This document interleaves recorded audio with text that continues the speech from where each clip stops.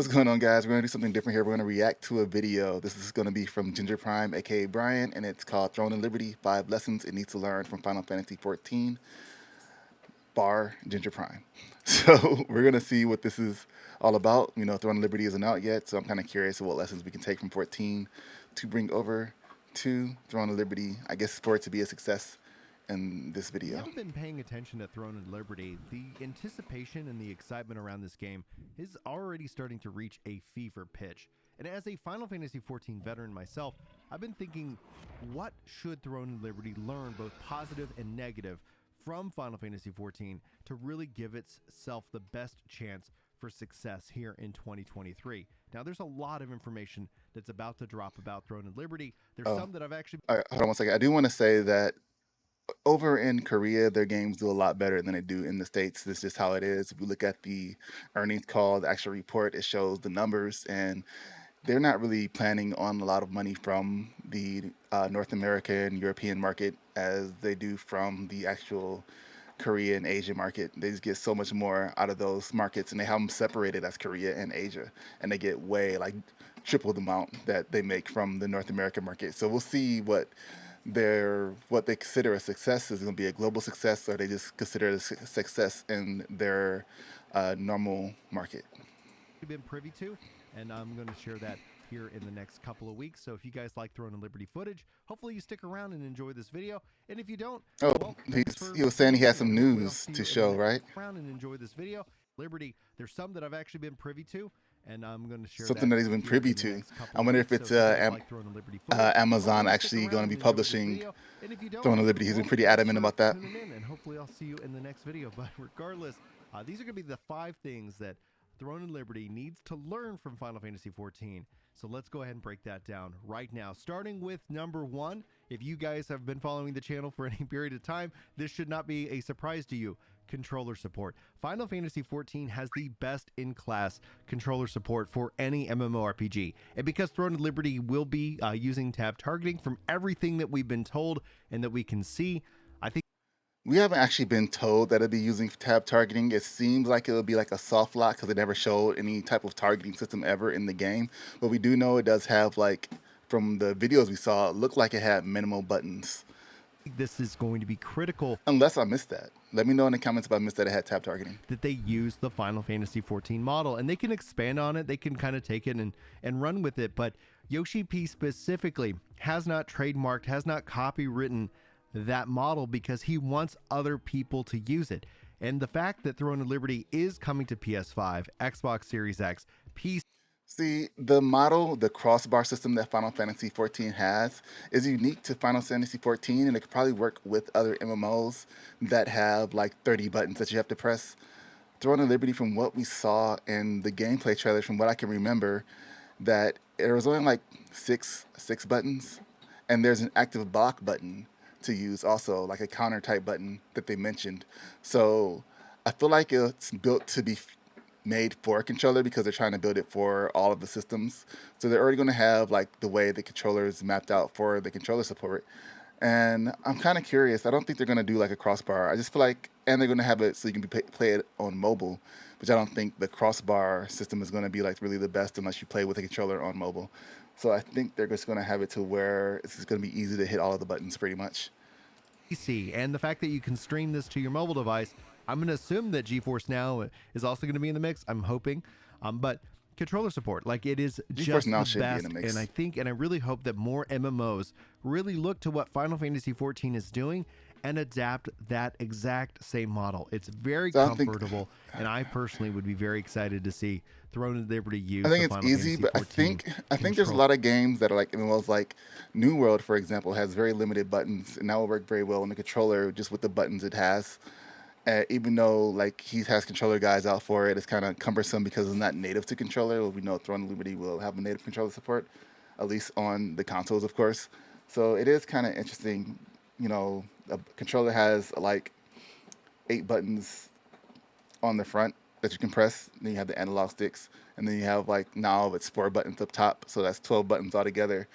And then if you consider the 2 analog sticks as button, that's 14 buttons.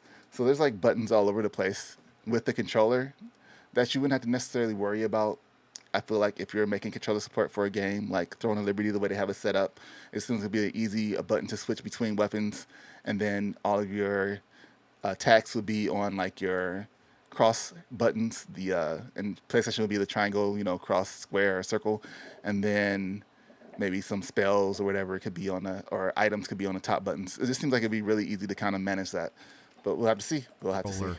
Setup. Now, Circle would be beyond block. that, 14 also does some incredible things with the Active PlayStation, blocking, and that's cross-play, cross-save. Meaning, if you play on PC, you pick it up on PlayStation. Yes, you have to purchase the license, and I'm not going to. That doesn't bother me. It never has. I mean, this is number 2. Because it makes sense. You're playing on another platform, purchase the license, but your character and all your progress and your friends, they're all there because you're all playing on the same servers, whether you're on it. It should definitely have the cross-play, cross-set. Well, we know it's going to have cross-play because there's no way you're going to have enough people that's playing on consoles to be playing with themselves, by themselves, you know what I'm saying? Especially with the streaming element to phone, they want everybody to be able to play together. It definitely needs to have cross-save, which I'm sure it's going to have because you're playing on an account and not on the system, you know what I'm saying? Like you mentioned Final Fantasy here, you're playing on your NCSoft Throne of Liberty account that you will log into to access the servers of whatever you're playing on. So I think in MMOs, it's more of a given that you would have that. But I'm not really sure. I don't think there's any MMOs, unless they did that with Terra, because I know the PC version closed down, but the console version didn't. I don't think there's any MMOs that would not have that. PlayStation, or whether you're on That'd be kind of PC, crazy if they did. Again, this game. Oh no, there is. Elder Scrolls Online does that. That's stupid. Elder Scrolls shouldn't do that, but whatever. Is also coming to Xbox, PlayStation, and PC. Elder Scrolls has it separate. Elder Scrolls Online has it separate. Save. A lot of the questions that pop up on Reddit. And Guild Wars doesn't have cross-save either, which is also weird because, again, you're logging into your Guild Wars account. So why wouldn't you have your Guild Wars character on there? So ridiculous. If it isn't, it's ultimately and that's going on both on game. PC. So scratch everything I was saying. People are going to migrate back to where they're most comfortable. It's easier to play with your friends, especially in a cross-play, cross-save world. So yeah, cross-save should definitely be there. It's so stupid that you don't have cross-save. So if they don't in some MMOs, that doesn't make sense. That's going to be a big miss for Throne of Liberty. The fact that Final Fantasy XIV's been doing it and has led the charge of that model, just the fact that they're not on an Xbox is the only kind of weirdness that we kind of see. That's what we need. We need Sony to cooperate. We'll see if that ever changes in the future. But Throne of Liberty absolutely They've been doing must okay. follow Final Fantasy XIV in the cross-play, cross-save way. I think that would be very beneficial. We've also seen Blue Protocol is actually trying to do that as well, but until that game comes out, we will have to be on the fence for that one. So then they said they have cross-save at launch. Another video on that one. Now for the content rollout itself, Final Fantasy XIV is now as a part of Endwalkers on a 4+ month schedule. They used to be on a 3+ month schedule, and I would love to see Throne of Liberty follow the same content roadmap that Final Fantasy XIV has, not in terms of what they actually deliver, but the timing of that. When we look at the 3 seasons of the MMO, especially the player, you have... I know what he's going to say here. You got the hype, you got the bitch, and then you got the something else. But I think that in the beginning, it's definitely not going. They're not going to have... I would be surprised if they have a set roadmap to follow. You know, it seems to be like a buzzword for games for these past few years, like the past 5 years, I guess. You start all of a sudden roadmaps just start popping up all over the place as live service games became more prominent. People started having these long 10-year plans. But I think in the beginning, of course, there's going to be a lot more testing before they start rolling out. You know, how long does it take for people to clear content? How many bugs they got to fix, things of that nature.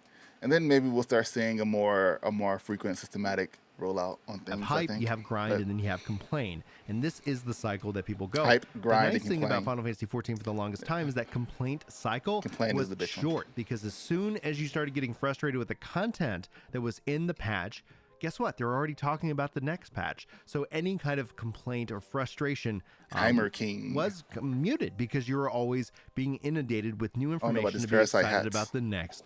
See here? You have 4 buttons, 1, 2, 3, 4, and then there's like turn into an animal with like a run and maybe your active block. That's more than enough buttons for a controller. There seems to be an arrow there that can scroll over though, so it might be 8 buttons.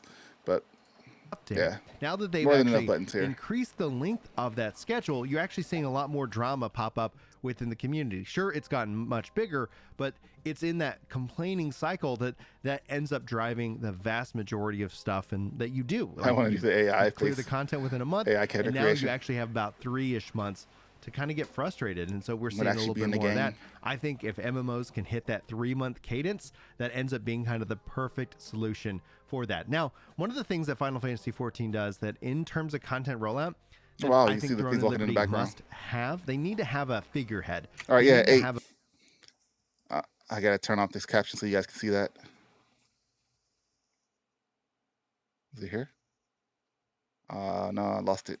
face of that game that I think Ronin Right here. I don't know if you guys can see it. There's 8 buttons down here on the console screen. I guess the computer, the PC screen. There's 8 buttons. There's not an arrow to make you go far.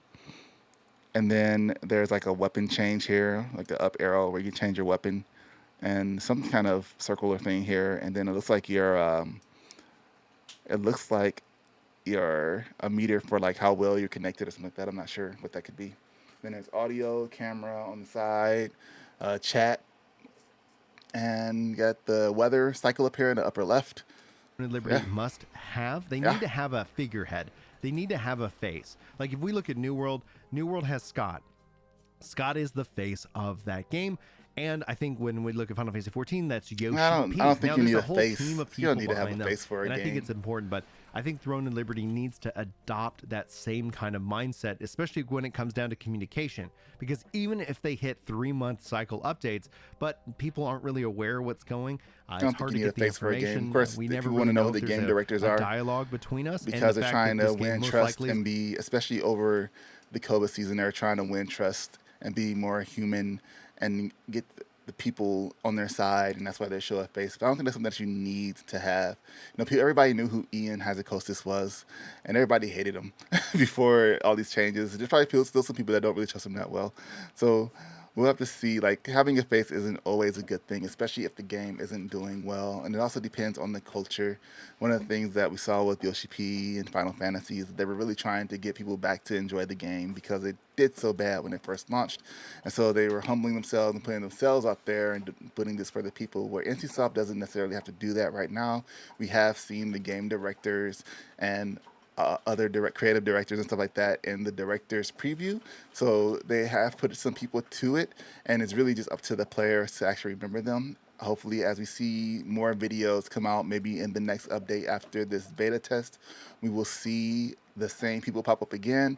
And because we just don't know who they are right now, we're not familiar with their works, then there's not a name that sticks. So at the same time, I'm saying that they don't need to have a face. They could already have a face, and we're just not recognizing it. You know, the same guy that did the interviews when the game was first launched, and they talked about Project E. Is going to be published by Project Amazon TL. Games here in the West.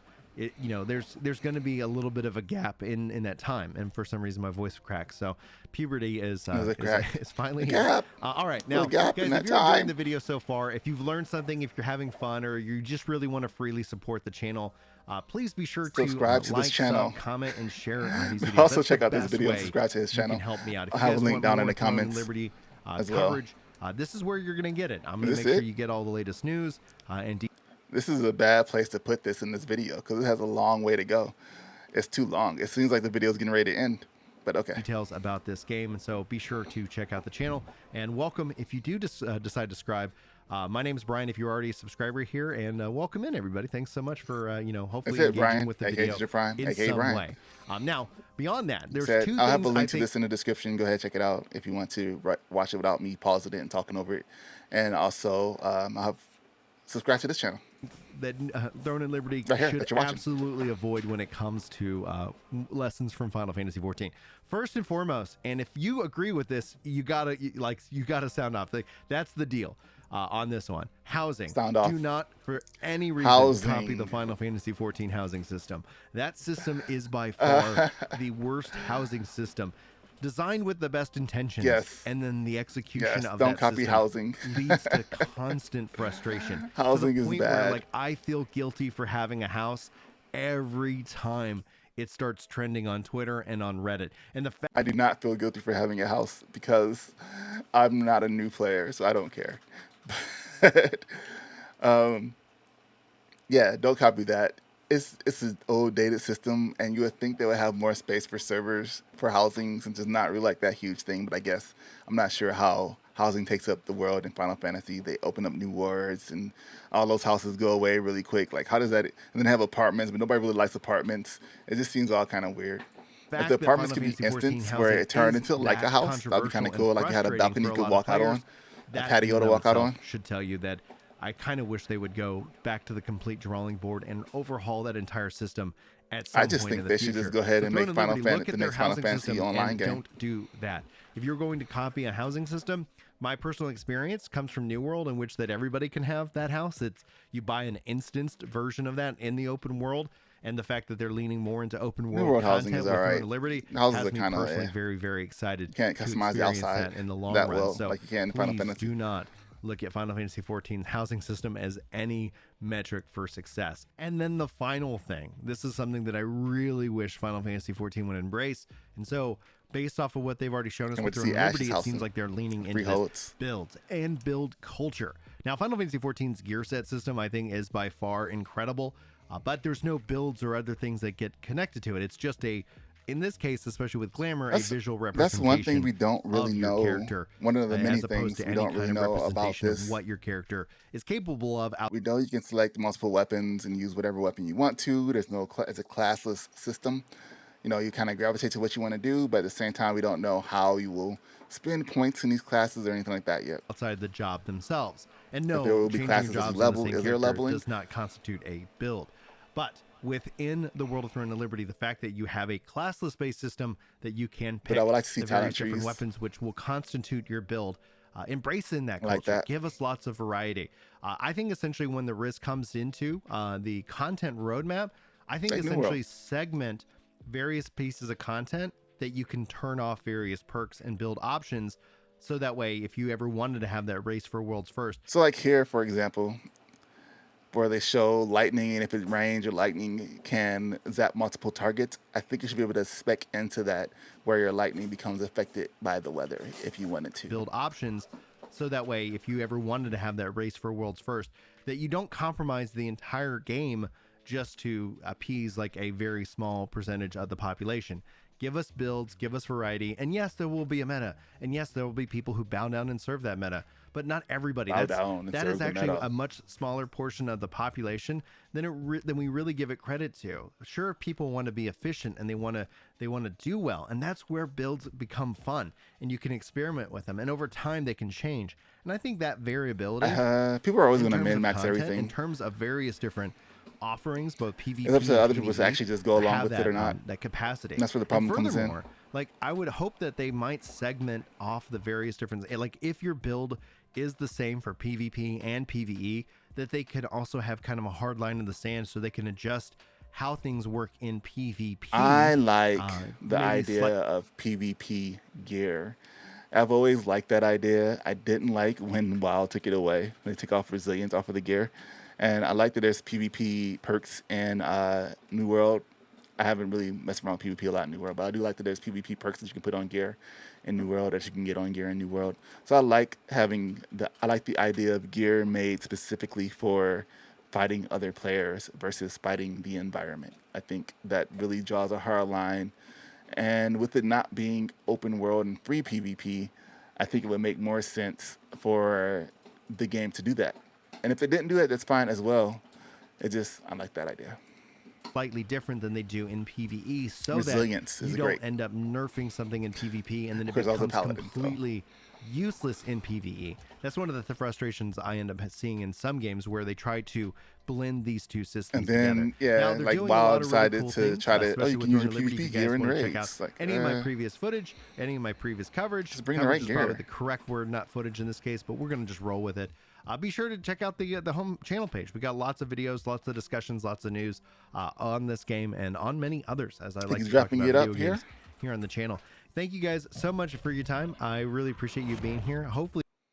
So, I mean, I was fairly structured. I guess decent lessons in there. I think some of the things we heard already are going to be somewhat in the game, and some things they can't really hop on until the game comes out. Housing, I don't know. I feel like if they feel like people don't really spend a lot of time in housing, which people really don't, they just kind of place their items there and just kind of run around and do whatever, then it might not be wise to put the resources into a housing system like that when they could put it towards this other stuff they have going on with the whole open world and designing, dungeons and other new stuff. They can take those housing people and be like, yo, y'all gonna be over here doing this instead of housing. I think I would rather see that instead of housing. If you're already gonna have housing in the game and you have like your own type of instance, everybody has their own instance house, or it's a layered instance, but people can jump into other people's housing like they did in WildStar, which I think most people will agree is the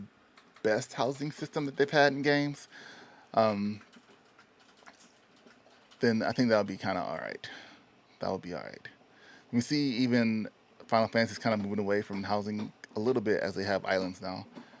But controller support, cross-play, cross-save, content rollout, the roadmap, housing, and builds. I guess it's fair. I don't think. Well, that's the negative part. They said or negative. So builds is the negative part. Housing was the negative part. Builds is kind of a negative part too because they don't really have builds in that. So yeah, we would like to see that. Those are some cool things. I think the kids take from New World. Probably that video will come next. Things that Throne and Liberty need to take from New World. Lessons they can learn from New World. We'll see. We'll do a reaction if you guys like this one to that if it comes out. All right. So thanks for watching. Make sure you subscribe to this channel. What do you guys think? Are these lessons that they need to take from Throne and Liberty? That Throne and Liberty needs to take from Final Fantasy? Let me know in the comments, and I'll see you guys in the next one. Peace.